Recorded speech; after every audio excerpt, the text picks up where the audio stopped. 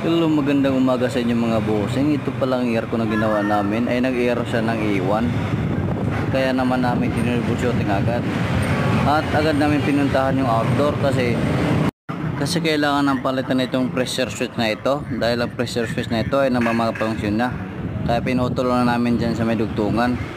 Kaya ito nga mga bossing, para mabilis namin mag-troubleshoot, binaypas muna namin itong sa nakalagay sa board niya na wire na dalawa, yung puti at saka dilaw, binaypas namin. Kaya yun, nalaman namin ng kanyang trouble.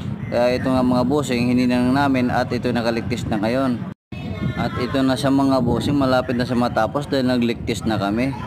At ang ginawa pala namin kanina ay nagpalit din kami ng pan capacitor dahil lumubo na yung capacitor na ito at hindi na mapapatakbo ng maayos yung pan motor niya. Kaya itong bagong bili namin ay kinabit na namin kaagad para masubukan na.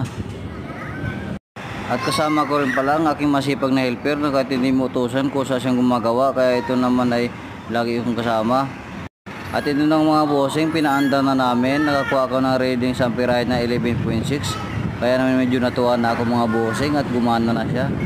At hindi siya nag-error ng A1.